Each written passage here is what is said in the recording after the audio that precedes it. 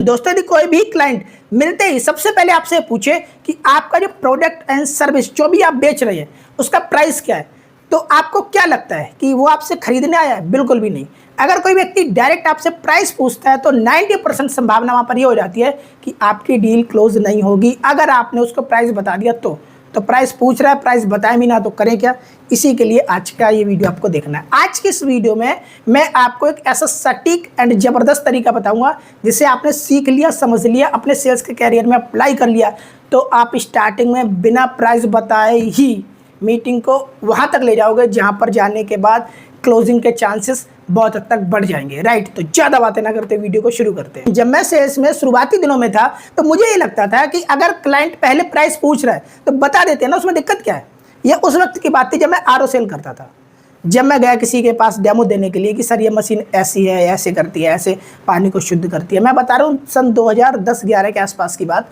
तब आरओ का पानी लोग इंडिया में पीते भी नहीं थे ज़्यादातर, है ना। 15 साल पहले यदि आप जाएंगे तो मुझे लगता था अगर क्लाइंट पहले प्राइस ही पूछ रहा है तो बता दो, क्या दिक्कत है। उसका भी टाइम बचेगा, हमारा भी टाइम बचेगा, हमारा डेमो का टाइम बचेगा और बातचीत का टाइम बचेगा। व्यक्ति की हम डायरेक्ट फिटिंग ही करवा देंगे मशीन की, है ना, टेक्नीशियन बुला के।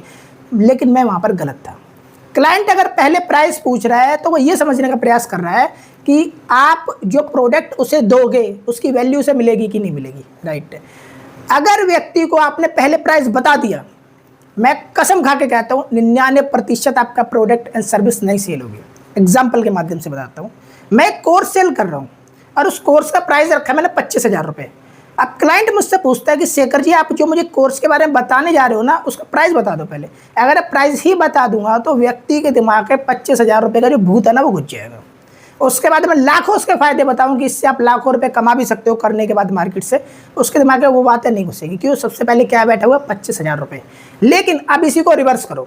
मैंने कहा ठीक है सर प्राइस पहले बता देंगे, आप ये बताइए आपकी नीड क्या है। ज़्यादातर यही होता है ना, आप कार खरीदने को जाइए, सबसे पहले आपको प्राइस नहीं बताएंगे, डेमो नहीं दिखाएंगे, टेस्ट ड्राइव नहीं कराएंगे, कुछ नहीं कराएंगे। मैं वो बता रहा हूँ हाई टिकट सेलिंग की बात।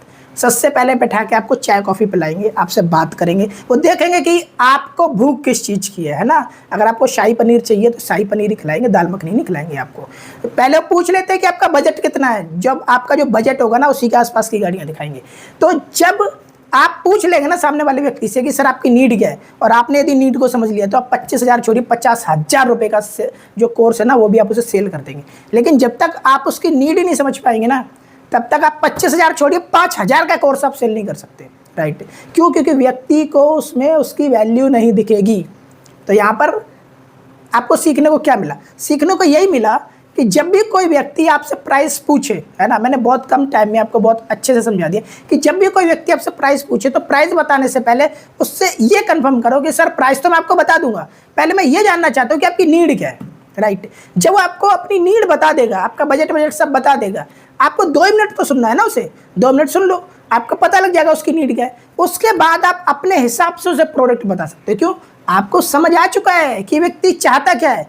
लेकिन व्यक्ति को आपको पता ही नहीं वो खाना क्या चाहता है। वो खाना चाहता है दाल मखनी, आप खिला रहे हो क्या शाही पनीर, नहीं खाएगा।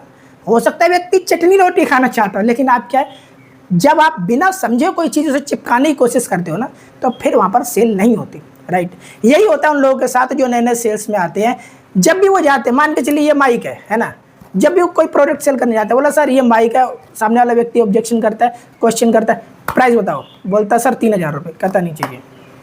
लेकिन यदि व्यक्ति पहले उससे पूछ लेता कि सर आपकी नीड क्या है, व्यक्ति बताता मुझे यूट्यूब की वीडियो बनानी है, एक बेहतर क्वालिटी चाहिए, तो व्यक्ति बता सकता था बोया का माइक है, जान पहचान की कंपनी है, बहुत भरोसेमंद कंपनी है और इसमें नॉइस कैंसिलेशन है, बहुत अच्छी ऑडियो रिकॉर्ड होती है, मैं भी करता हूँ। राइट, अगर व्यक्ति को फीचर बता दिए जाते, ठीक है, और थोड़ा सा और उसमें से ऐड किया जाता है कि सर इस माइक को यूज़ करके भी आप वीडियो बनाएंगे ना तो क्लैरिटी इतनी अच्छी आएगी कि कब आपके लाखों सब्सक्राइबर हो जाएंगे पता ही नहीं लगेगा। यदि ऐसे कुछ पॉइंट को ऐड किया जाता ना तो प्राइस फिर वो व्यक्ति पूछता नहीं। अगर आप उसे 5,000 का भी देते, अगर उस पर MRP होती 5,000 का ही वो खरीद लेता। लेकिन क्योंकि आपने पहले 3,000 बोल दिया तो वहीं पर सब गुड़ गोबर हो गया। राइट, क्या करना है, पहले आपको वैल्यू बतानी है फिर प्राइस बताना है। वीडियो यदि आपको अच्छा लगा तो आप इस वीडियो को लाइक करें, मेरे चैनल को सब्सक्राइब करें, बेल आइकन को क्लिक करें, अधिक से अधिक उन मित्रों में शेयर करें जो सेल्स में आने से घबराते। सेल्स बहुत अच्छा प्रोफेशन है, ऐसा प्रोफेशन है जिसमें बहुत ज़्यादा पैसा है। राइट, इसे आप जरूर करें। आप सभी ने अपना महत्वपूर्ण समय दिया इसलिए आप सभी का बहुत बहुत धन्यवाद। नमस्ते, जय हिंद, जय भारत।